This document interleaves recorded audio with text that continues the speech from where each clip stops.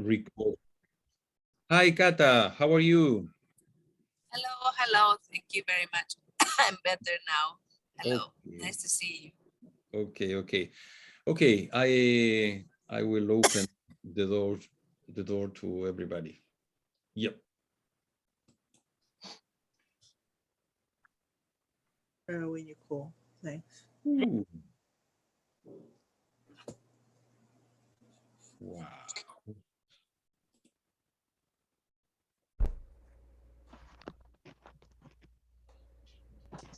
We have You might do dark and stormy night and just leave emotions. And so you can get the kids to do. okay.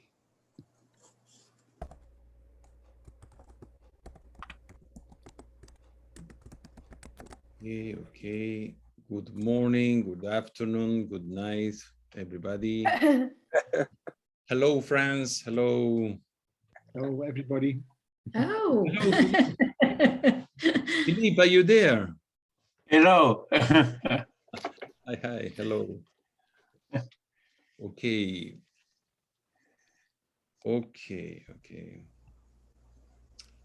Nina is here. Okay. Alessandra, come stai? I'm sick. That's okay. Okay, sick. You said sick. Okay, everybody. Wow. So, Big assembly. Nice. yes, big assembly. Yes. So we will start. Good morning, good afternoon, good night for everybody. Thank you for coming to this meeting. This second big meeting of this project that we have in our commission called Puppetraining. We have the first with the school, with the National School of Charles de Messières, Margareta Niculescu.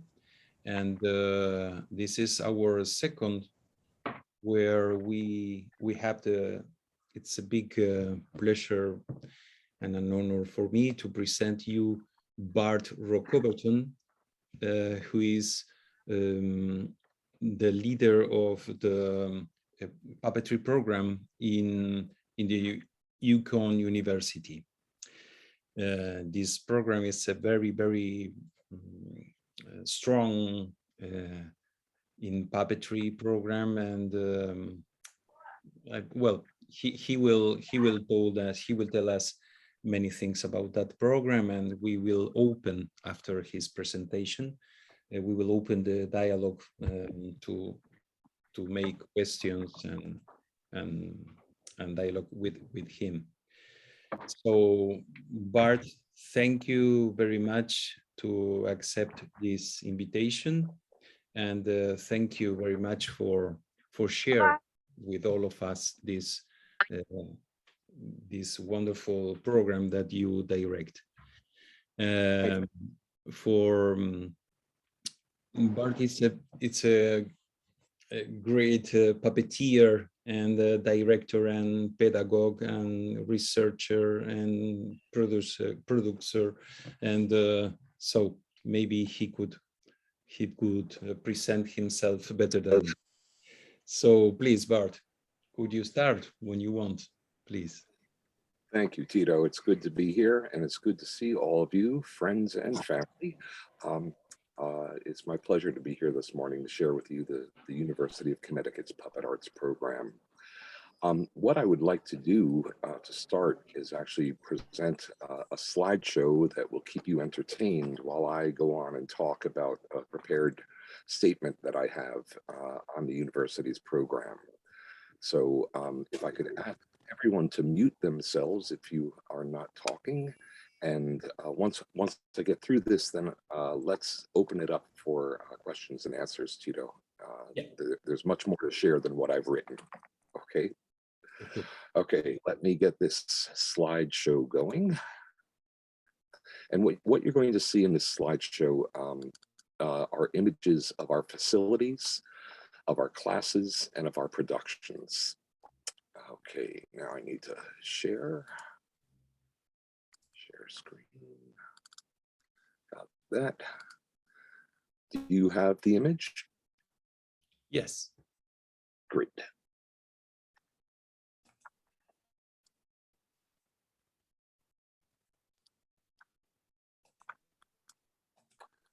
Okay, and I need to read my statement from another computer, unfortunately. Whoa, that's not supposed to happen. Let's do that again.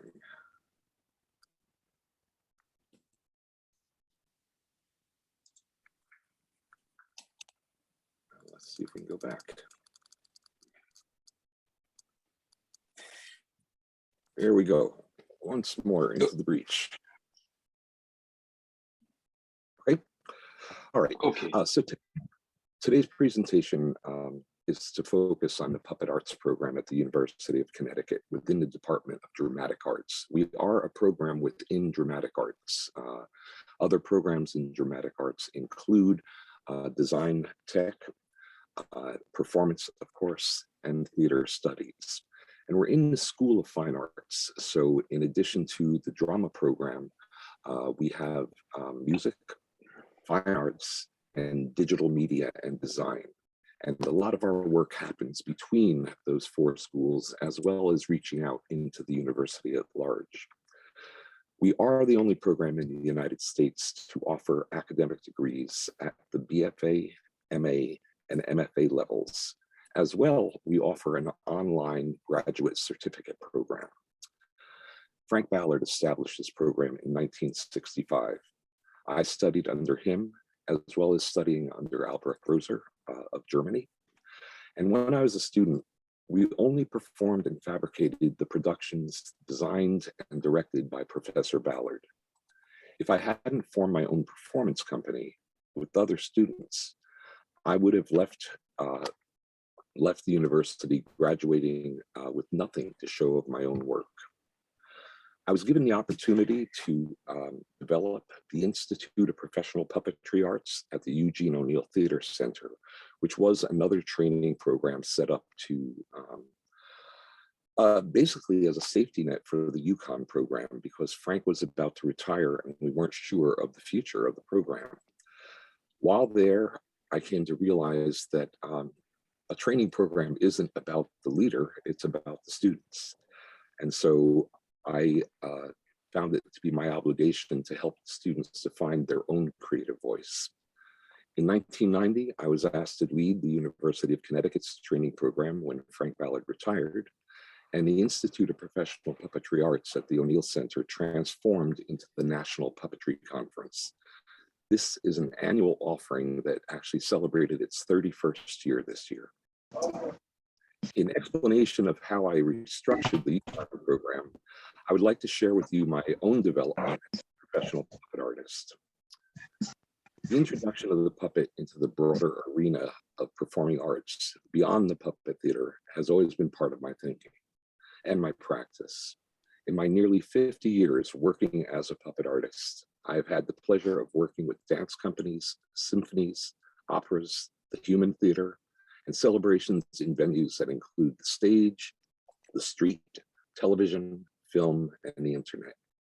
I'm also an advocate for the introduction of the puppet art disciplines beyond the performing arts, such as medicine, therapy, education, and even law. My willingness to use the puppet in situations beyond the puppet theater has allowed me to work within my chosen field constantly and consistently, giving me exciting new perspectives on the use and the power of the puppet. In these 50 years, I have never worked one day outside of the puppet arts. I'm a puppet arts survivor. To help you understand what I intend to present today, I need to take a moment here to highlight the fact that there is no puppet theater tradition in the United States. There is not the comfort and security of a known character or story. No preordained methods of manipulation or storytelling exist. There are no cultural, social, or religious dictates or occasions in which the puppet is expected to appear, and no occasions that celebrate the puppet. There was a native tradition of mask and puppet performance, but like so much of the native culture, it was either ignored or crushed by the European colonizers. Only recently has there been an effort to rediscover and revitalize the native puppet traditions. Therefore, their influence on contemporary puppetry is virtually non-existent. What has become puppetry in the United States has been gleaned from the world. Shadow theater from China, Indonesia, Turkey, France, mask theater from Italy and Bali, string puppetry from Great Britain, Germany, hand puppetry from the streets of London and Moscow, and rod puppetry from China, Indonesia, and Japan. We are a nation of immigrants and therefore benefit from the gathering and blending of many cultures and traditions. Puppetry in the United States has borrowed elements from many different cultures and has intermixed them with various techniques, materials, and circumstances to find new expressions and possibilities for the occupation of the puppet. Since my early 20s, when I chose to pursue a career in the puppet arts, I've toured productions that I've created. The venues where we performed were not always the preferred theater settings. We have also presented in libraries, museums, schools, churches, and even at outdoor events, which include fairs, festivals, parks, camps, parades, and company picnics. In every situation, we took it as our obligation to present a fully professional performance, which gave me knowledge and experience in different venues and audiences, which I have been able to apply in larger and more significant productions. Early on, to supplement our income, we agreed to teach classroom workshops. The first few were disastrous and not much more than babysitting services. Determined to present ideas that were challenging, informative, and important, I developed workshop programs for many different situations that eventually led me to the position that I occupy today as professor of puppet arts, instructing undergraduate and graduate students to create and survive using puppetry as a vehicle. In addition to my work in the puppet theater, I have participated in human theater productions, causing them to be more exciting and expressive. I've helped and fields such as medicine and law to promote ideas and products, performances with dance companies, operas, and symphonies, participation with community groups and spectacle celebrations have all called upon my creativity in ways that I never would have expected. Additionally, I've collaborated with educators and therapists to develop valuable uses of puppetry within the classroom. These applications of puppetry were not part of my considerations as I committed my life's work to puppet arts. The joy that I have experienced working with all these different situations has been life-fulfilling. My passion for working in the puppet arts has allowed me to create with many different disciplines and earn my living at the same time. What I chose as a vocation has become my advocation. I'm a puppet arts survivor. The perspective on the multitude of potential applications is something I try to give my students in the University of Connecticut's Puppet Arts program. For the past 35 years, my primary occupation has been preparing puppet art students to survive with their chosen profession.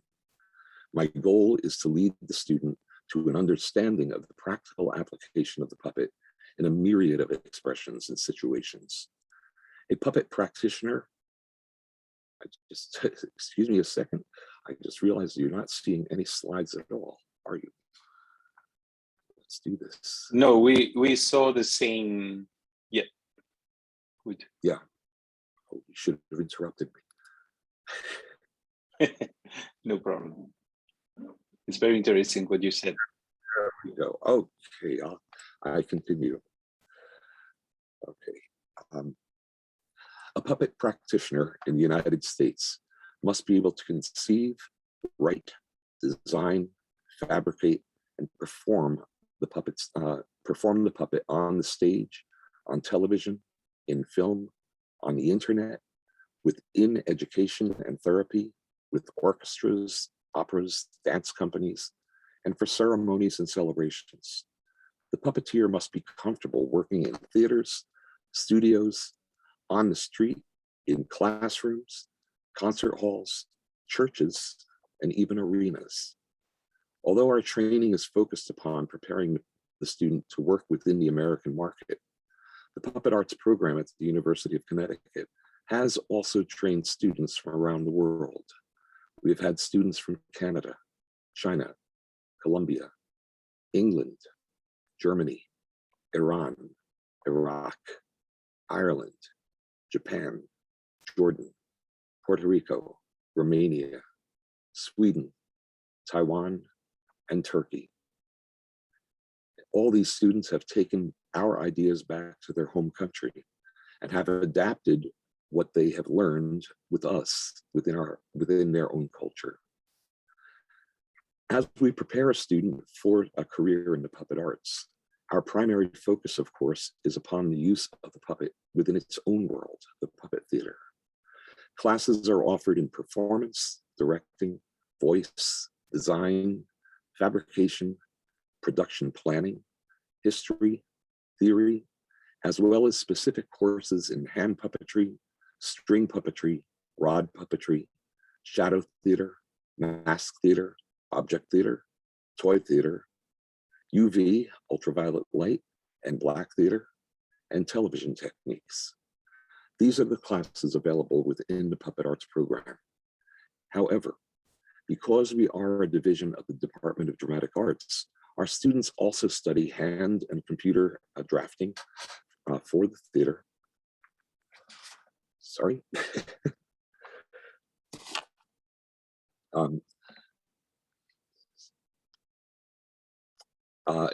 As I was saying, they study computer drafting for the theater, stage design, costume history, light design, set construction, and theater history. And the slideshow has stopped again. Technology.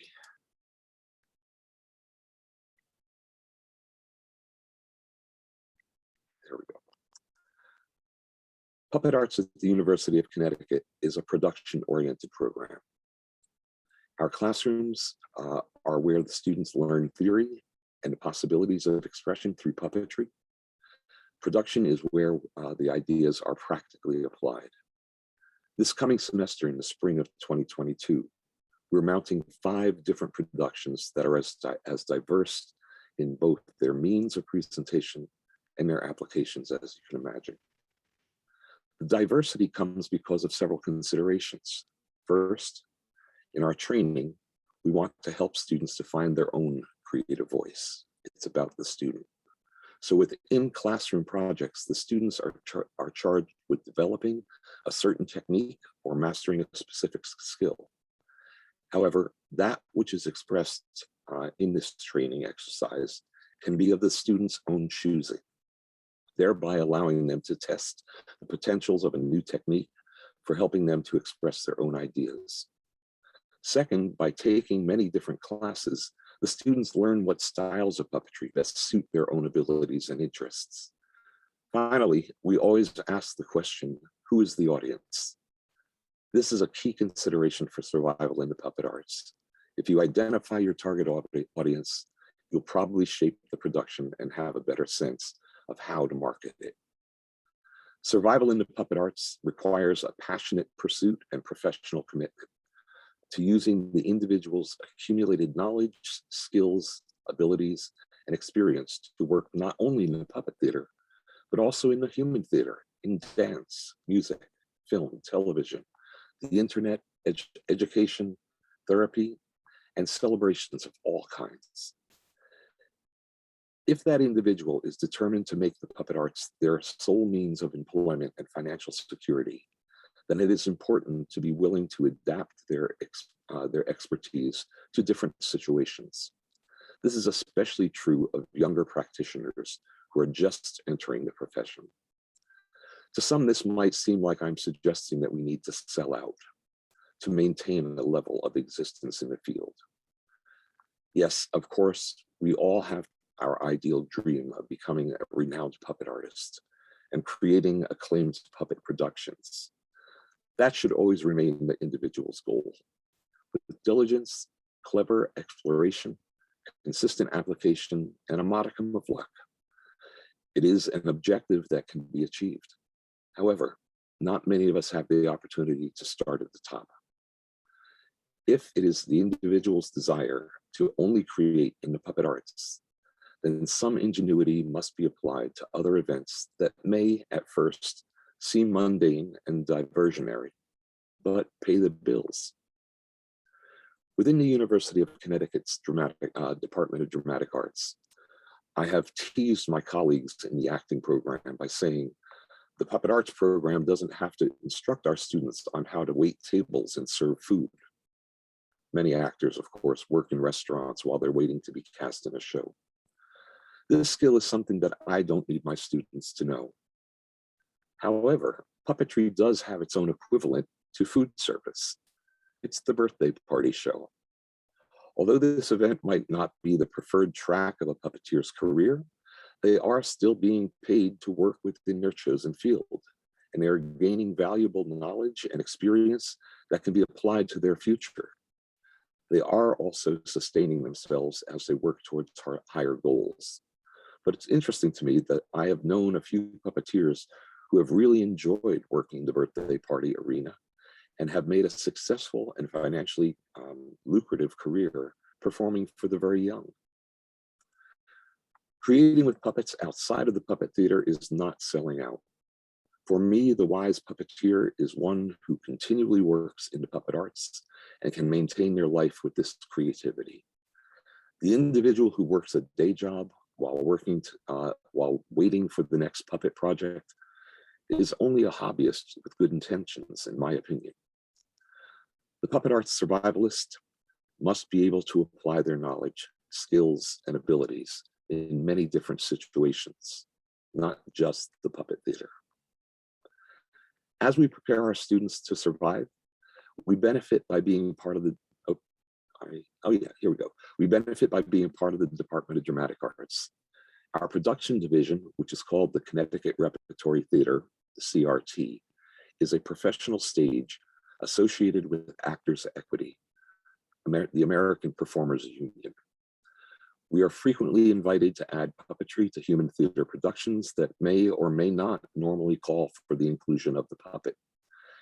In the recent past productions, we've added puppets and masks to Bertolt Brecht's Galileo, Shakespeare's Love's Labour's Lost, Winter's Tale, All's Well That Ends Well, Pericles, Mark Twain's Connecticut Yankee in King Arthur's Court, and Charles Dickens' A Christmas Carol. We've also participated in musical theater productions of Into the Woods, Hair, Spamalot, and Tommy. This work has helped prepare puppet arts students to bring their puppetry skills and knowledge into the theater at large, which opens their possibility of employment exponentially. Again, the puppet arts program at the University of Connecticut is unique in the United States. We offer BFA, MA, and MFA degrees in the art of puppetry. As well, we offer an online certificate program for graduate students, which has actually exploded around the world. We have students from 7 different countries in the certificate program right now. And in our on-site program, we currently have 2 Canadians, and we are interviewing for next year students from Iran, from Norway, from New Zealand, and from England. And so that's my formal presentation, and I can stop the slideshow if you want. We can go back into little boxes together, and I'll answer any questions that you might have. Okay. Thank you very much, Bart. Thank you a lot for your presentation. Thank you. So I want to ask everybody if there is some questions. If you could raise your hand so we can start to dialogue, or raise your hand, or also you can write on the chat and I present directly to Bart. But maybe it's better to raise the hand and dialogue. So Irina, please. Bart, my question is, your approach and your presentation are very interesting. And I wonder, how are you creating practically the program in order to fit in so much? Well, we work a lot. Pretty simple. Students carry 4 to 5 classes each semester. At the undergraduate level, they are here for 4 years. For the master's degree, the MA degree, it's a 2-year process. And for the MFA degree, it's a 3-year process. So we work around the clock. In the images that you just saw in our building, in our facility, we have workstations that each student is dedicated to each student. So this actually becomes home for them. And every student has access to our building 24/7, 24 hours a day, 7 days a week. And so it's very, very common to be able to call and at 3 o'clock in the morning and find a half dozen students working together on a new project. So that passion is what we try to give them. We want them to be the best that they possibly can be. And the way to do that is focus and stay with it. Okay, good. Thank you, Bart. Thank you. So we have the raise hand of Carol, please. Carol Sterling. Thank you very much, Tito. Bart, I have a few questions. If a student is virtual and they are particularly interested in, let's say, how puppetry is used in education or how puppetry is used in therapy, how do you facilitate opportunities for them to either work with another institution like a school or a hospital perhaps? What is the process so that they will have this additional opportunity to deepen their understanding of how puppetry can be helpful in these applied areas?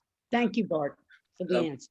To start with, we are part of a major university.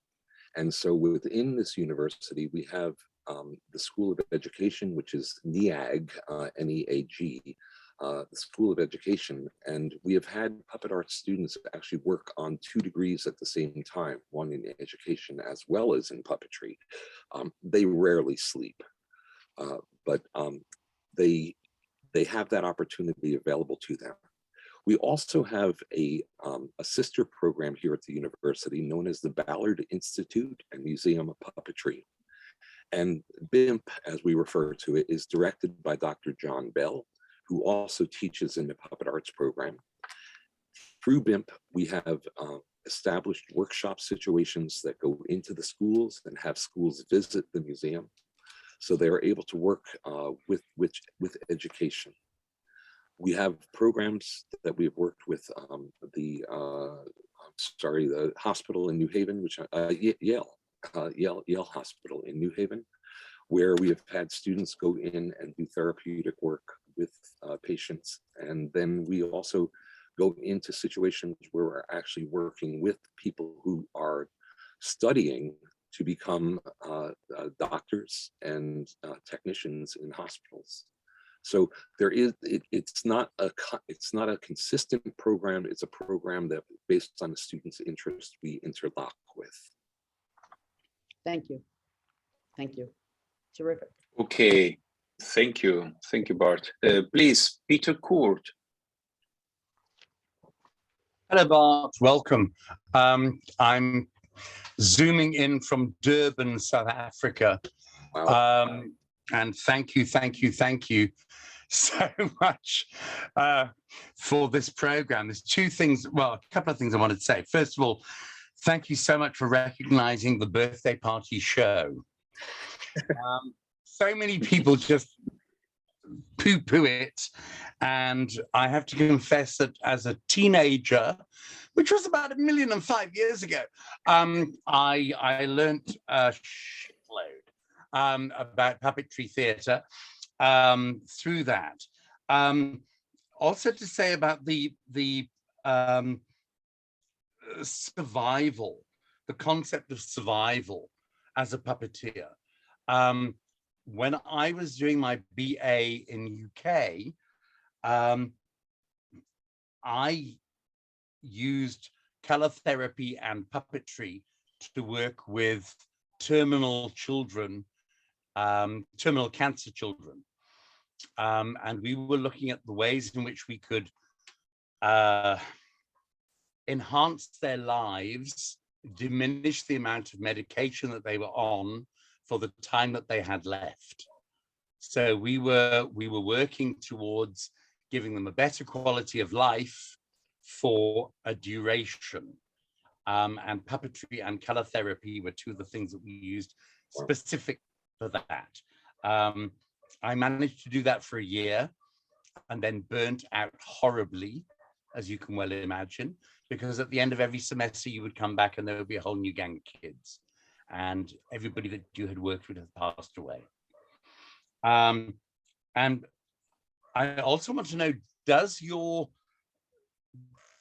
institute use prior knowledge as a basis for starting an MA? It's something I'm very interested in doing. It would obviously have to be by distance because I'm working as a full-time puppeteer and educator here in South Africa.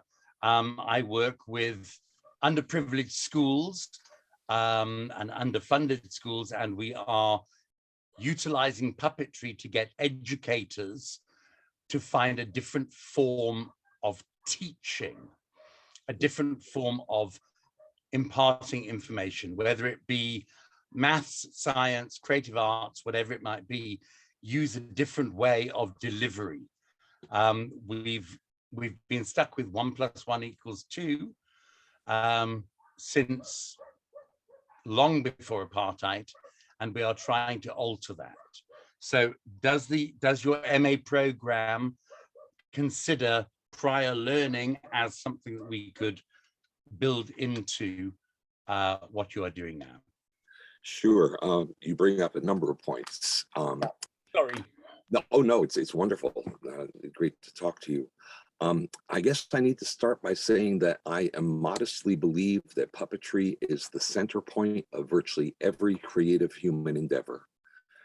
You know, within puppetry, of course, we have all of theater, we have all of art, we have music, we have literature. Beyond that, we have chemistry, we have physics, we have biology. All these things play into puppetry. So in finding people for our programs, I am not looking for somebody who has skills in puppetry. I teach puppetry. I'm looking for a creative spirit. If somebody can create and has a passion to express themselves, let me give you the puppet as a tool, as something that you can express with. So at the MA level, we frequently, being that we are one of 2 schools that offer undergraduate degrees, West Virginia University is the only other one in the US. I can't expect people to come into our graduate programs who have puppetry as a background, but I'm looking at creative spirits. Someone who's graduating this year with an MFA degree came to us with a degree in English literature and this burning desire to be able to physically share what was in her mind. So creatively, that's the way we accept. In terms of prior experience within the puppet arts, that is not something that we have had, that we've been able to work with, because the university is an academic institution that counts blocks of credit as part of their building towards a degree. What is nice is that our certificate program does allow a student to start remotely online and then come into the physical program here at the university to complete the degree. What's interesting about the certificate program, when they approached us to offer puppetry classes online about 8 years ago, we looked at them and said, "You're out of your mind." Then we thought about it. John Bell, myself, and Paul Spirito, who's our technical supervisor and alumni of our program, we thought about it and we came to realize that, yes, we could actually offer things in this box. And so the courses that we have, the course topics, we have a course adapted from one of John Bell's courses in World Puppet History. Then we have 3 courses that are adapted from my classes, which are shadow theater, hand puppetry, and materials techniques. And we've now been offering those classes successfully online for 8 years, maybe 10 years, I can't remember. So when we went into this COVID virtual world, it was actually easy for us. Some things had to adapt. I taught a mask theater class last year. Usually it's mask theater, which included performance as well as fabrication. We didn't do the performance online. I decided I needed the interactivity, so we didn't go there. But the first thing I taught the students after experimenting on myself was how to do a self face cast, so you could build a mask that fit your face. There's my face cast, okay, covered with foil. And from there, we were able to build masks out of leather, out of many different materials that fit our faces. So this remoteness that we went into, we actually had practiced, and we're now serving quite well. Other point you brought up, Pete, with international students coming to our program, we have had a number of students who came in with Fulbright grants.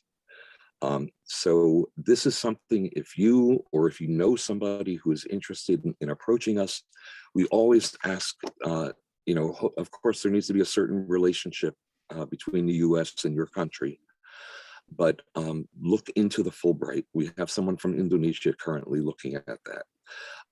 We had a student from Iraq come to us, and they actually gave him a 2-year Fulbright, which doesn't exist. So it was amazing to have him come into us.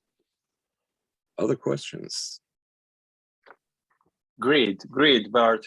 Just only 1 second, I want to tell everybody that in last few days ago, we had another meeting in UNIMA, and Carol Sterling said something about that Fulbright scholarships, and she shared something. I'm happy to share a little. For the folks who are watching this presentation, I really reinforce what Bart has just said. I had the honor of becoming a Fulbright specialist in educational puppetry, and I worked in India and I worked in Uganda. And I really encourage everybody who's watching, if you are an international person outside the United States, please Google www.fulbright.org. You will have an opportunity to explore attending a university program in the United States. I hope it will be UCONN, and you will be able to follow up on what Bart has just said. That is a wonderful opportunity that I hope you will pursue. And I'm happy to answer any personal questions. Bart knows my email address. It's csterling646@gmail.com. And I'd be happy to help anybody explore this wonderful opportunity if you are a student around the world, or if you are an American student, it's an opportunity to travel to another country and share your skills as a puppeteer. Okay, okay. Thank you very much, Carol. Thank you for that. So Bart, we have two questions here, one from India and from Manesh Pisharu. And what is the duration of the course, and also what is the fee structure of an international student? Both good questions. The first one's simple. The undergraduate degree, the BFA, is a 4-year course. The MA is a 2-year, and MFA is 3-year. Fee structure, I'm sorry, I'm part of a major university. I do not need to know that information. What you want to do is to go to a couple different websites, and if someone can put this into the chat, I'm trying not to look at that. Yeah, I saw that Chad Williams. Thank you very much, Chad. He put on the chat. Yeah. Yes. So what you want to go to learn about the university at large, UCONN.edu will get you to the university's website. For graduate studies, go to grad.uconn.edu. Okay. And there you will find fee structures. For international students, there is one other site I recommend, which is our international division. That is SSSS, 4 S's.uconn.edu. And you'll see fee structures for international students there, and also all the hurdles that you have to go through to come here to study. Okay, okay. I would like to also recognize Chad Williams, who is a UConn alumni by marriage. True. Z Briggs, who taught me everything I know, took the master's program at the UConn and studied alongside puppetry greats from around the world. So we're always telling people that it's an amazing program. Yeah, and now Z helps to run the Henson organization. Okay, okay. Thank you, Chad. Thank you. Okay. Bart, here there is 2 questions also from Jenny, from our friend Jenny from UNIMA, Korea. I want to tell you also, and everybody, that in Korea they are building a new project, a very big project of an international school there. So she has 2 questions here. Could you see on the chat, Bart? Could you read on the chat? Oh, well, she said, although we are talking about teaching, what is important in education is spontaneity of the trainees. I wonder how to lead self-direct learning. This is one. And the other is, what role does a teacher play to learn and master how to learn? What is the main role of a teacher, such as directing or giving design feedback to puppet making? Okay, good question, Jenny. Thank you. Self-discipline is very much part of our training. The student in puppetry, or let's say the practitioner in puppetry in the United States, is going to be their own boss. I say to the students that you need to be the strictest boss that you have ever encountered. You need to kick yourself in the butt constantly to keep moving forward, to keep coming up with new ideas. So self-discipline, the ability to apply yourself with passion, is really, really important. How do you get a student to understand that? I think it's by example. I think that you really need, as an instructor, I need to show the students my own passion, my own desire to learn more. I am curious about all the things that are coming out now. There are so many different materials that need to be touched. So you know, I fully admit to the students, I have never done this before. Let's do it together. Let's learn. And I am very happy when, as I said earlier, our students come in from all different disciplines. I might be given a lecture on one topic and a student will raise their hand and say, you know, my undergraduate degree is in history, and can I share some idea? And I love to sit down and become a student while the student becomes the teacher. So it's respect. And I think it's by example that you lead your student forward. Yeah, we teach to learn better. Yeah, I mean, my joy this past year when I was teaching that math class, there is a company here in the States called UCONN that is making all sorts of unbelievable materials out of urethanes and silicons that you can cast and create with. And the students wanted to learn how to make a mask using UCONN products. Well, when I added up how much each item was going to cost to do a mask, it was going to be over $300 per student. And I didn't have the money to spend on them, and they didn't have it to spend on themselves. So I said to them, well, tell you what, rather than pushing into the future, let's go back by a couple millennia. And so I spent time and then taught how to work with leather.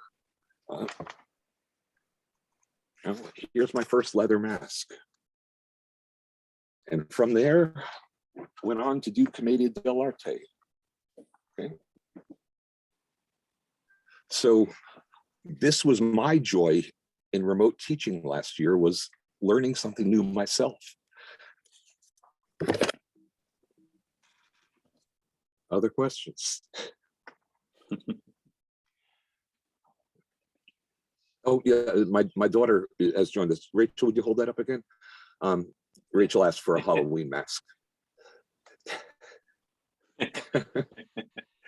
Beautiful, Raquel. Thank you.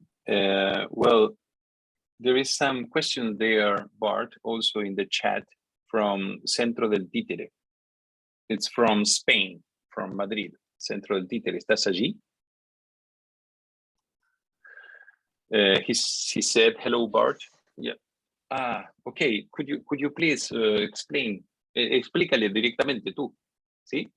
Okay, we would like to know if you could display how were the beginnings. How did you manage to introduce puppetry at the university? Good question. I did not introduce it. Frank Ballard started the program. Frank was a lifelong puppeteer. At the age of 5, growing up in Iowa, in the center of the country, he saw a touring puppet show and instantly wanted to make puppets. He went into his father's garage looking for materials to make puppets from, and the only thing he could find that he could sculpt was cement, concrete. And so we actually have the heads of the hand puppets that Frank made at the age of 5 out of concrete. All right.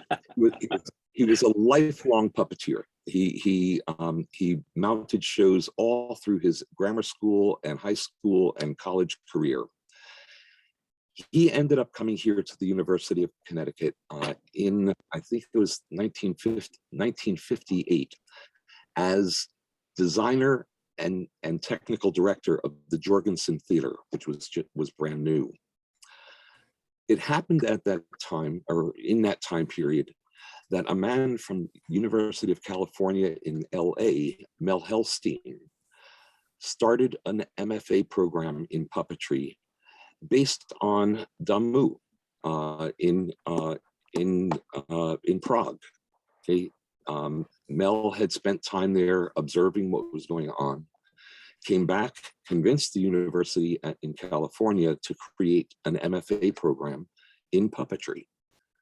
Based on that, Frank talked to Mel, and it happened that the graduate school at the university was hoping to have new topics. So they asked the professors to propose new ideas. Frank proposed an MFA in puppetry, and it was accepted in 1965. Now, thankfully, Frank's department head was on sabbatic leave that semester because the man hated puppets. If he had been in that place, I wouldn't be talking to you right now. Okay. It was approved by the grad school, and although the university has questioned its existence, especially during Frank's tenure, we are solid with the university at this point. And you know, it's such a pleasure to hear everyone from the dean of the School of Fine Arts to the president of the university proclaim the program.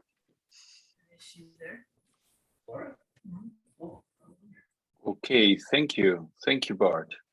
Thank you. There is another Nina Fogel from Brazil. Nina, por favor, ¿puedes directamente preguntarle, te parece? Gracias. Yes. Hello, Bart. Thank you very much for the presentation and the passion and the enthusiasm. I just wanted, can you explain to us the difference between the MA program and the MFA program, please? Thank you. Yes, the MA, the master's degree, is considered to be a transitional degree. It's a degree, I mean, it's an academic, recognized academic degree. It is a good degree to hold. But people going for the MA are usually transitioning from one thing, perhaps theater, to education.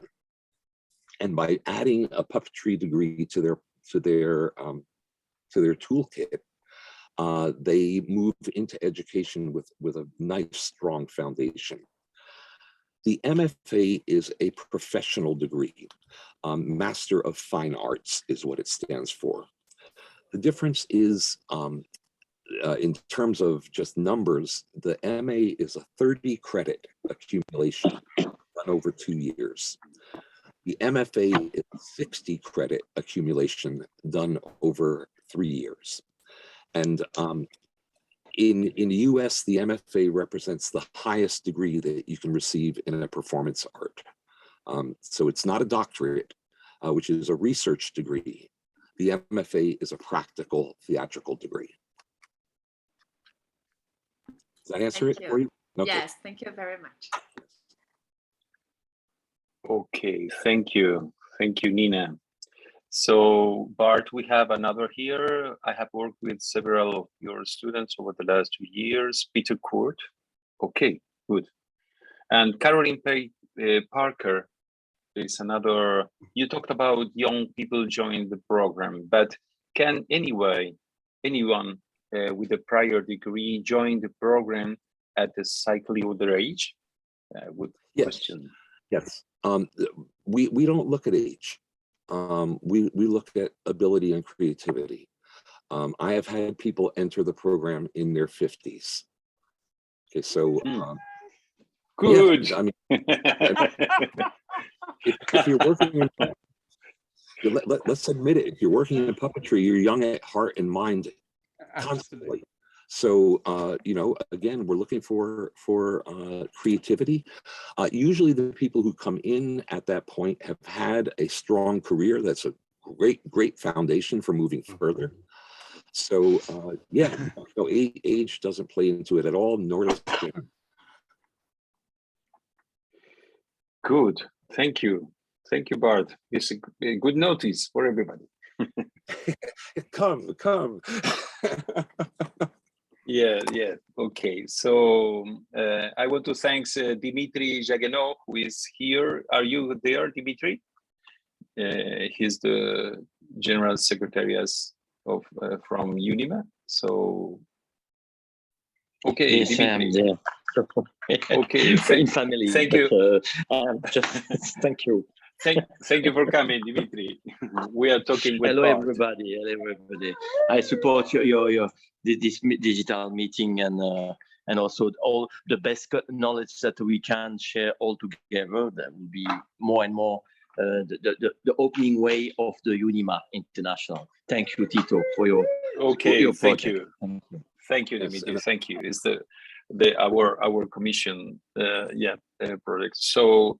Bart, there is a question, a long question. Could you read from Jenny from UNIMA Korea?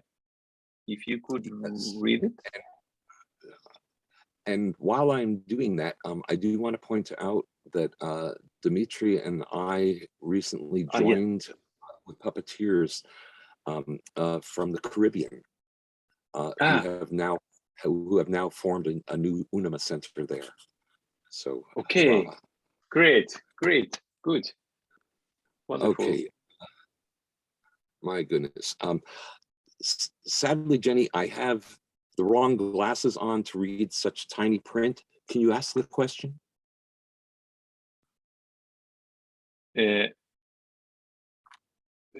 Could you talk, Jenny? Yes. Could you ask the question directly? These glasses, I'm only seeing a blur. In the chat. I will read it. I will read it, Jenny. If you want, I can read it. Read? Okay. So, Korea is dreaming of a completely new school model. It is a school without space. Students design their own project, hire mentors directly, met them, learn and train on their own, and then return to base camp, Korea, to perform their project results. This is because I believe that the students' planning ability and the experience they will feel while coming into contact with a culture different from mine will inevitably give inspiration and contribution to creation. Do you think this type of school can operate? Also, if Korean puppeteer students knocked on the door asking you to be a mentor, are you willing to accept it? Absolutely. We'll go to the end first. Absolutely. We have actually had a Korean student, Ki Hong Kim, came, and her final project was actually based on Korean folklore, done as an animated shadow piece. It was gorgeous. The model that you're suggesting, I would need to think about, although you make me think of what we're doing here. I've been in this position now for 31 years. And for the first 17, 18 years, I was the only puppetry professor in dramatic arts. So anything directly puppetry came to me. Of course, the students were also studying scene design, costume design, lighting design, acting. So they were all involved there. In recent times, John Bell has joined me. And most recently, 2 years ago, Matthew Cohen has become a professor in our department as well. Yes, I'm surrounded by doctors, and it's really wonderful. I think what our students are gaining is that we each have worked with many different people. So when I was here by myself, or the only puppetry professor, I was sharing information that I had gained by working with Albrecht Roser and with Eric Bass, other people that I had worked with professionally. So I would say to the students, this is a Bass idea, but please understand you're not studying with Eric Bass. It's coming through my brain to you. So I've already filtered it. We bring in guest artists as often as possible, which is what makes me think of you sending students off to work with other people. We bring in guest artists frequently. Again, now that we are able to use this format, it is frequent that we will have an instructor in a class who's coming in from someplace else in the world, from Asia, from Europe, South Africa. We've had people come in. So it's a great idea for students to intermingle with other ideas, and especially competing ideas. I love it when a student comes back and says, this person says this and this person says this. I don't know. And I said, good, think about it. What do you think? Add them together, throw some things away. You know, what do you want? What's your voice? So the idea of studying with others is absolutely wonderful. I do think that there needs to be a center point, though. I think there needs to be connection with other developing artists, other developing puppeteers, so that they're not going off on their own and coming back and sharing just something with a professor and going off again. They need to bounce off of each other. You know, I frequently say that students learn more from each other than they learn from us. So it's a great idea, and yes, I would be happy to coach or be involved in any way. I've only been to Korea once and would love to do it again. Oh, thank you so much. Good, good. Okay, thank you, Bart. So Amy Ramirez, you want to talk, please, Amy? Oh, I was just saying that this is so I'm the parent of a prospective student, and I just wanted to say it's wonderful to one have this international audience, because I was fortunate enough to travel as a young person and was exposed to just puppetry before I even really knew that it was puppetry, and seeing things. And so this is just very exciting because I'm thinking back to when my young person who has a very much social justice path and incorporating puppeteering with that, and just looking at all the studio work and everything, it just made me think back to when he was a young person before he was able to use scissors, glue gun, to make his own paper mache. So I was his assistant, and then he would bring everything to fruition. So I was the prep, and he would bring all of his ideas to fruition. So I just wanted to say that it's exciting to be on this call today, and I appreciated being invited. Great, thank you, Amy, and please greet Sol for me. I had a great conversation with her last week, and you know, for the rest of you, this is a young man who, from the age of 5, am I correct, Amy? Very young, yeah. Okay, formed his own puppet company, 123 Puppet Theater, okay, and has been working, as Amy said, with other puppeteers as well as creating with his friends to express ideas of social justice. Okay? So we'll be doing that audition in a couple of weeks. I really That's awesome. This is just very exciting, and this is a wonderful group. Thank you again. Good, good. Thank you, Bart. Thank you, Amy. Okay, Bart, I want to ask you if you could tell us something more about what you said in your presentation about the laboratory. This is a laboratory for some idea from new productions, or a laboratory for the students to make researchers or something like that? If I'm understanding your use of the word laboratory, talking about our facilities and the place where the students can do the creativity, is that what you're referring to, Tito? Yeah. When I took over the program, and when I was a student in the program in the 70s, we were in the basement of a men's dormitory. Okay, very small space, low ceilings, few windows. And we had a new dean come into the School of Fine Arts, and he came in and he looked around the space and said, well, you're moving. And it happened that Albert Roser was in residence at the time, and he was working with his marionette Granny. If any of you remember Granny, who sat and knit and made commentary.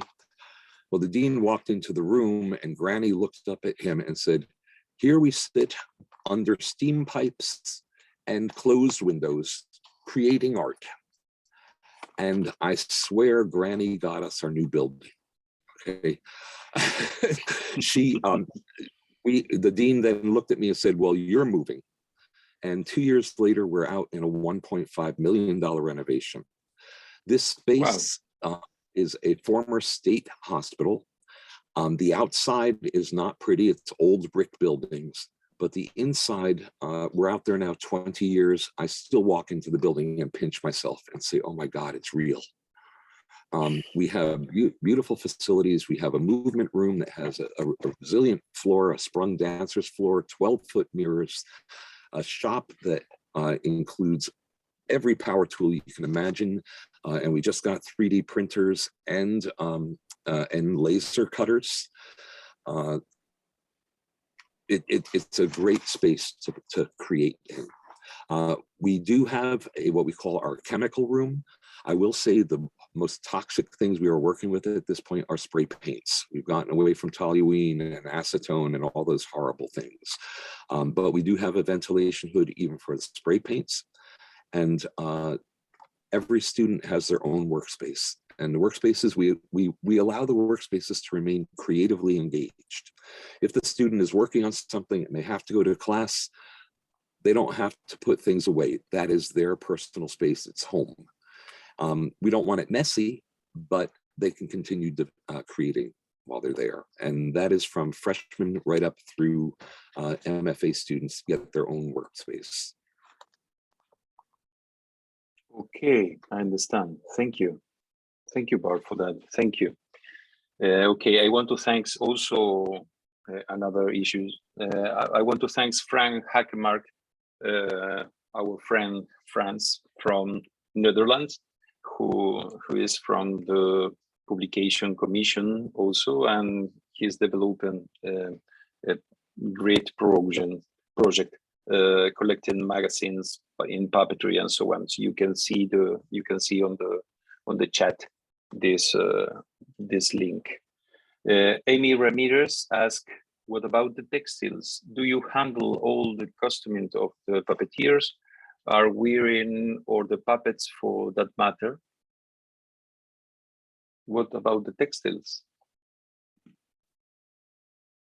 I'm sorry, textiles? Yeah, the textiles. Sorry. Or I noticed, are you all handling all of those, all the costuming for puppeteers and the puppets?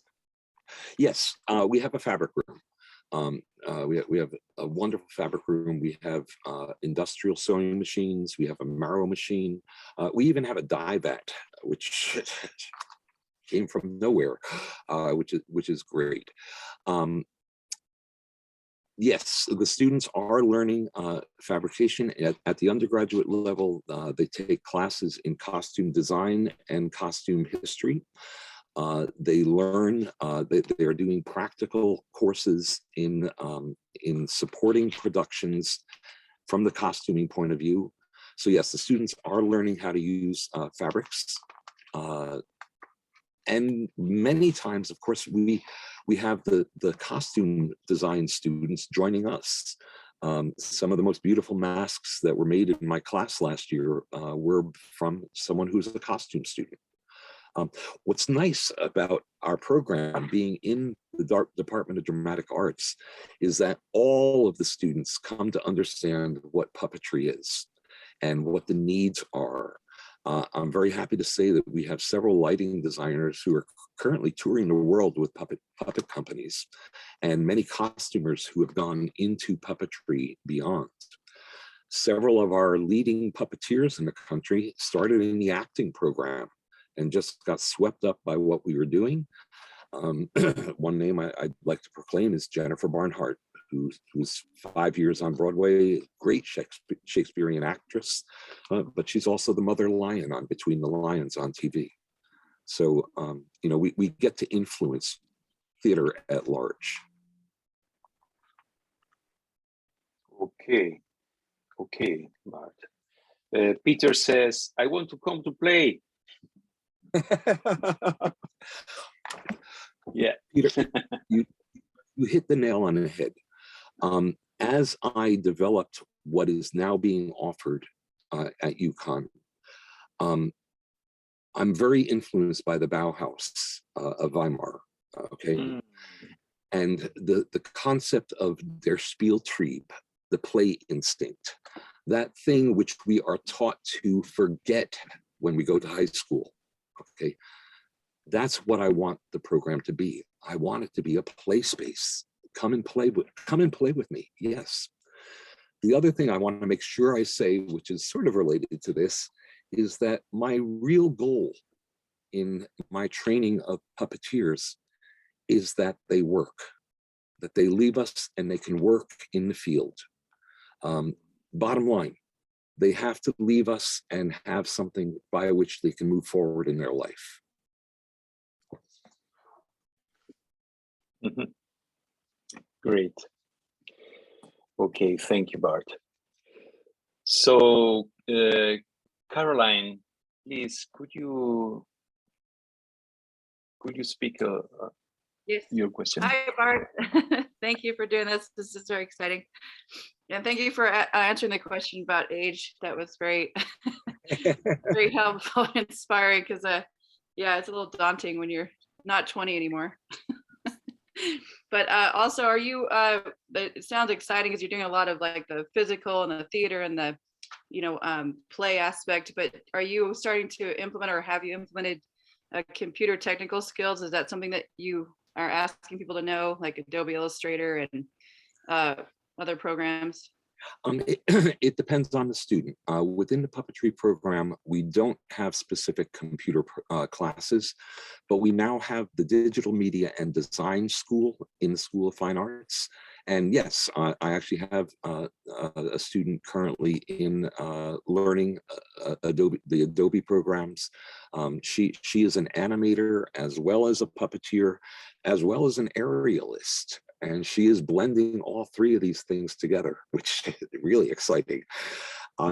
So it is available at the university. Being part of this huge state bureaucracy and university, there are opportunities for people. We've had students who have gone to the School of Agriculture to study animal husbandry because they wanted to use some element of physical forms of cows within their design.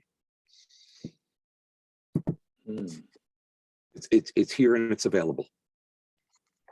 Good. Thank you. Okay. Okay, And thank you, Caroline. Caroline, in terms of age, I've been doing this for almost 50 years and I'm only 20. I believe it, Bart. Okay, wonderful. Okay, Bart, we are close to the end of our meeting, so if maybe just the next or two questions more and we will close. Is there another question? Any answers?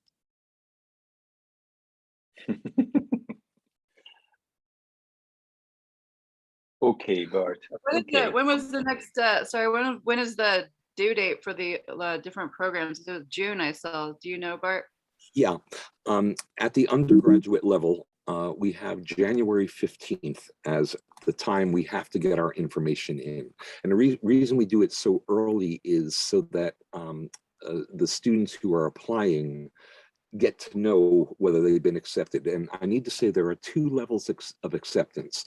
First is academic, okay? The admissions office does that study. Second level is creative. That's what we do with the auditions. So the BFA deadline is January 15th, and we convince them to do that. They're looking at our applications at the same time they're looking at applications for the sports teams. Okay, so we know early. At the graduate level, yes, you're right. Late June is the latest that we can do an acceptance into the program for the graduate program. However, we are going to be doing our auditions for the graduate program on January 29th this year. That doesn't mean if somebody comes in later, we can't work it out, but our formal audition is going to be January 29th.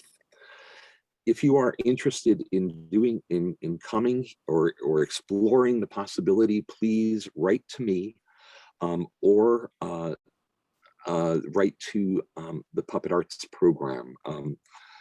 Again, okay, I will spend a moment here and type in my email address. But please let me know of your interest and we can talk more about it individually. And I'd like to ask all of you also, you are all working within the field of puppetry or have an interest in the field of puppetry. You encounter people who should be here, who should be coming to us. Please spread the word about what we do and who we are and have them contact me. I think richness of our program is that we have always had international students in it. And it makes the American students think differently than other Americans do. I will share that when that horrible event happened on September 11th, we had an Iraqi student, and it was a day that I was supposed to be teaching. And I announced that I would, someone get their dog. I announced that I would not be teaching classes that day, but I would be there. And virtually every international student in the School of Fine Arts came down to our space because they knew we were a place that embraced them. I think seeing my Iraqi student crying that day made my students, my American students, never go to the us and them situation. It made them think very, very differently. Sorry, I'm getting a little emotional about this. It was very important for the American students to be embraced and surrounded by the international students. It's what I find glory in, and I can't wait till we can all be back together. I've encouraged my students over the past almost 2 years to go online to international events, that this is an opportunity that I had to buy airplane tickets to do. But at the same time, I say to them, but I hope we go past this damn pandemic so that you can go and smell and taste those cultures. It's not just talking. Sorry, I went on a tangent. I'm supposed to write my email. Rachel, could you put my email address in? The BP dot. And the online thing, is that also June? All three, or no, one of them is January and the other The online certificate, I don't run the online certificate. Paul Spirito does that. So I'm going to say that it's a graduate program, so it should have an extended application time. And then also, Rachel, if you could put in puppetarts.uconn.edu. That'll get your messages to me. What is the Garden Side Project? What is that? Once again? I think Rachel asked you to mention the Garden Side Project. So now I'm interested in what that is. Oh, okay. Here's more than you want to know. Sorry, Dad. I've always enjoyed planting in the springtime. And a few years ago, I did my sabbatic leave in Taiwan, working with one of our Taiwanese alumni's company, Udu-Yo-O, which maybe some of you have worked with also. They now have the Lita puppet colony that invites international people to come in. I went to Taiwan to direct a production of Firebird with the National Symphony of Taiwan. On our way back, my wife joined me, and we came back. We figured we'd do the globe, and we came back from east to west, and went to Italy, where we had my daughter had actually rediscovered our Italian family in the Vicenza area. When we arrived, I had been away from home for almost 6 months, not a day of homesickness. Got to my cousin's house in northern Italy, opened a car door, and there was a garden, and suddenly I was homesick and couldn't understand it. But then they took me from family to family to family over the next week, and everybody had their own garden. And I came to realize that I come from a 500-year tradition of Italian countrymen, people who grow their own food. So since then, my gardens have gone in with pride. But of course, now I have an overabundance of produce. So I've become a pickler. I usually put up nearly 600 jars of pickles every year. And I love giving them away. I wish I could just hand you all a jar right now with all, like 40 varieties of pickles. But I've always loved giving things away. I know that I'll never be rich. So I've decided that besides being a puppet artist, I'm also a pickle philanthropist. And Dad, isn't there a garden at Yes. the complex? Yes, we have added gardens at the complex. My students have caught the bug as well. And we grow garlic and onions, tomatoes, peppers, and the students cook for each other over the summer. Wonderful. That's wonderful, Bart. Wonderful. Okay. Wonderful meeting this. Well, friends, thank you very much, Bart, for all this presentation. I want to ask my colleagues, Marek Vazkiel, Lise, Irina, Philippe, Anurupa, Nina, Emmanuel, if you want to, Alessandra also from the commission, or also France, if you want to say something, or just we close that meeting.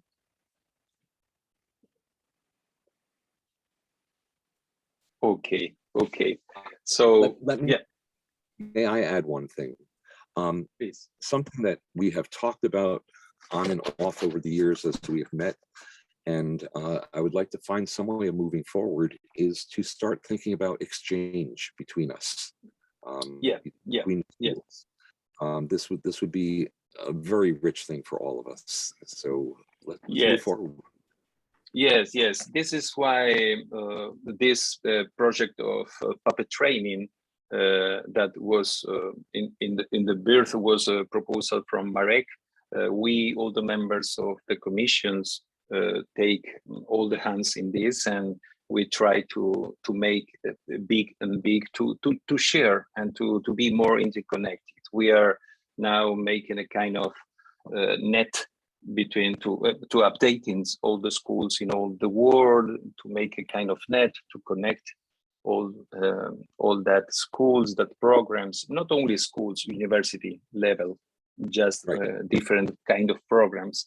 In fact, our next meeting will be, I invite everybody, please, and then if you could share the information, our next meeting we will have with Anurupa Roy, who is member of our commission from New Delhi. So they have a very, very interesting program, and the idea is to know better different programs from different cultures, and to make this kind of net between us. So interconnecting is something that UNIMA make is our aim. So move forward. This is.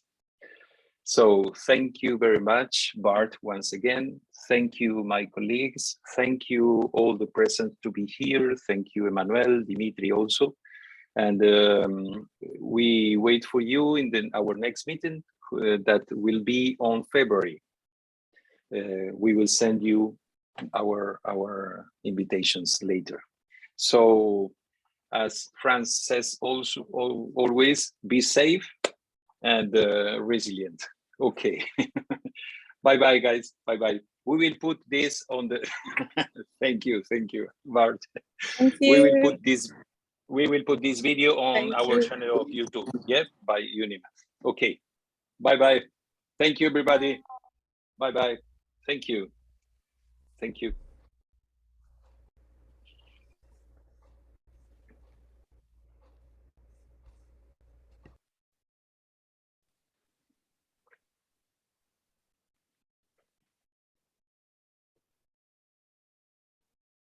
Okay.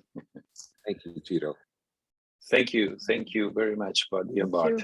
It's a real pleasure, and Lise, certainly Lise and Nina and I, we will try to translate this meeting, and so maybe if you could send to me the paper you read. So would be better. So we will help us to translate and to put on the YouTube channel for everybody. Absolutely. Yes, that would make our lives easier. Thank you very much, Bart. Very, very enthusiastic. Thank you. Yes, wonderful. Thank you. Okay, thank you, Bart. Thank you, Nina. And stay 20 like you are right now. Yes, Lisa. Ok, bye bye everybody. Gracias, Chito. Ciao, ciao. A ti, Nina. Gracias.